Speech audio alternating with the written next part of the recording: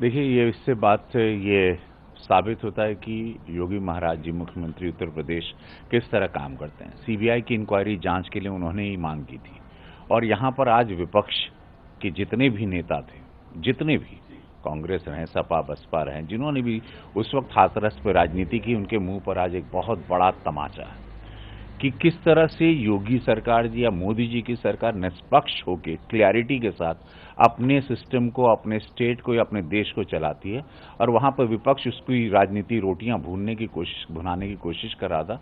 आज उन लोगों को एक क्लियर इंडिकेशन होगा कि ये चूंकि स्वयं योगी जी ने मांगा था कि वहां पर जांच हो, सीबीआई की जांच हो और आज ये सामने आ गए। चारों अपराधी जो थे उन पर चार्जशीट के लिए माननीय कोर्ट ने ऑर्डर पास कर दिया है। इससे पता चलता है कि हमारी सरकार या हमारी गवर्नमेंट देश में या प्रदेश में जहां भी है, वी वर्क वेरी ऑनेस्टली और बहुत ही निस्वार्थ ढंग से हम लोग काम करते हैं।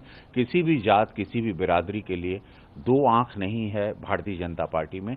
हम सबको लेके समभाव चलते हैं। पूरा देश हमारे लिए एक बिरादरी है, पूरा देश हमारे लिए एक राज है। आज ये तय हो गया।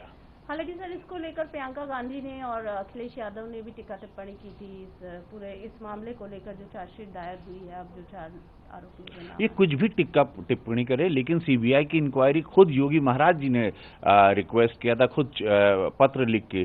तो ये तो सारे सरकारी मूवमेंट के हिसाब से रहा, नहीं तो ये लोग कुछ और कहते।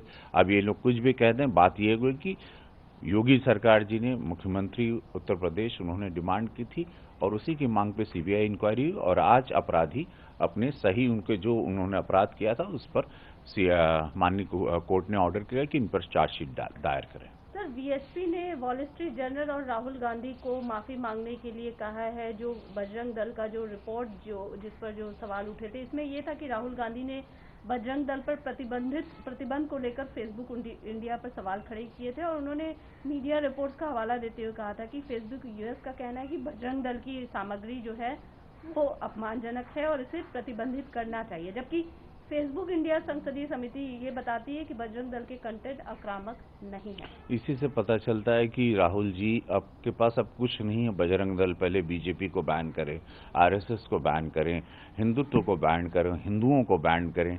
ये नारा बजाय इसके कि देश को कैसे बढ़ाएं, जब उनकी 70 साल सरकार थी, कैसे देश को ऊपर ले जाएं। अब अगर विपक्ष में जब हम थे तब भी हम लोगों को बैन करने की बात करते थे। आज हम लोग एक बहुमत की सरकार में है तब भी मेरे समझ में नहीं आता है राहुल जी चाहते क्या हैं, वो मांग क्या रहे हैं। रोज सुबह उठते हैं, कुछ नई बात रख देते हैं, एक नया सा गुफा दे देते हैं, एक नया सा एक जोक आ जाता है। और मुझे लगता है कि आज स्वयं उन्होंने जो सवाल किए थे बैन का, तो फेसबुक ऑफ इंडिया ने खुद कहा कि ऐसा ये कंटेंट में ऐसी कोई गलत बात नहीं जो बजरंग दल ने पोस्ट की। तो ये बहुत करारा जवाब है राहुल जी को। राहुल जी को अब सोचना चाहिए, बजाय हम लोगों को बैन करने के बजाय भारत की एक ऐसी बहुमत की सरकार जो विश्व में आज पॉपुलर है, उसको बैन करने के अपनी जो उनकी पार्टी जो खत्म की कगार पे जा चुकी है उसको जीवित करने की बात करें। उनकी पार्टी स्वयं उनको बैन करना चाह रही है, उनको उस पर ज्यादा गौर करना चाहिए। सर, अमित शाह जी दौरे पर हैं और आज उन्होंने कहा है विवेकानंद जी यहाँ पर जन्म लिया था। विवेकानंद जी हमें मॉडर्निटी और स्पिरिचुअलिटी से कनेक्ट करते हैं। मैं प्रे करता हूँ और हम we are able to walk on path he showed, जो भी हमें रास्ता दिखाया उस पर हम चल सके। प्रभु राम की कृपा है, महादेव की कृपा है, हर हर महादेव, जय माई काली, कि बहुत सालों के बाद अब कोलकाता जगा है। बहुत सालों के बाद कोलकाता को अपनी एक पहचान मिलने जा रही है, स्वयं की एक पहचान मिलने जा रही है। जिस तरह से टीएमसी के सारे विधायकगण एक एक घंटे में एक विधायक अपना पद छोड़ रहा है, पार्टी छोड़ रहा है और बीजेपी की ओर रुख कर रहा है और हमारी विचारधारा की ओर रुख कर रहा है, उससे पता चलता है कि भारतीय जनता पार्टी बहुमत की सरकार बनाएगी और भव्य रूप से आएंगे। और उसका आगाज करने हमारे गृह मंत्री अमित शाह जी आज पहुंच गए और जो स्वागत हुआ उनका, जो सम्मान हुआ और जो विवेकानंद जी पर उन्होंने बातें रखी, उससे एक बहुत बड़ी सीख हमको भी मिली, स्वयं मुझे भी मिली। जब मैंने देखा था कि जब विवेकानंद जी गए थे अमेरिका, उन्होंने कहा था कि अगर हम लोग 50 साल सारे देवी देवताओं को थोड़ा ना पूजते हुए अगर माँ भारती को पूजा करेंगे तो देश के लिए बहुत एक आज़ादी की ओर है और 50 साल बाद हमारा देश आज़ाद हुआ। उन्होंने बहुत अच्छी अच्छी बातें कही कि कैसे अध्यात्म को और कैसे आधुनिकता को जोड़ के आप देश को आगे ले जाएं, जो हमारे अद्भुत नरेंद्र मोदी जी, हमारे प्रधानमंत्री जी कर रहे हैं कि अध्यात्म और आधुनिकता के साथ देश आज बहुत ऊंचाई पर जा रहा है। इस कोरोना काल को भी हम लड़कर बाहर आके ऑलमोस्ट पूरे विश्व के सामने हम एग्जाम्पल आज बन गए। इसका पूरा श्रेय जाता हमारे प्रधानमंत्री यशस्वी नरेंद्र मोदी जी को।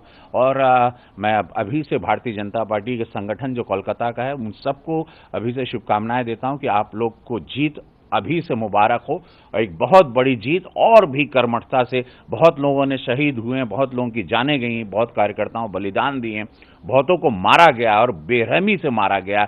वो सब का बदला आप लोग वोट के बल पे दें। उन्होंने हम पर पत्थर फेंका है, बम फेंका है, हम उनको फूल दें, वहाँ कमल खिलेगा। और वो सारे लोग जो हमारे बलिदान दे के हमारे कार्यकर्ता शहीद हुए हैं, उनकी शहादत पर हम लोगों का कमल का फूल खिलेगा और उनको सब ये नमन होगा।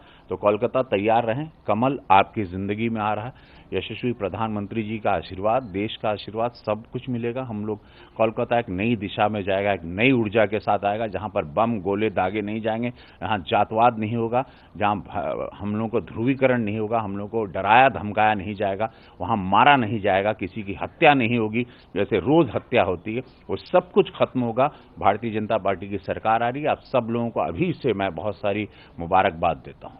नमस्कार, मैं हूं मानक गुप्ता।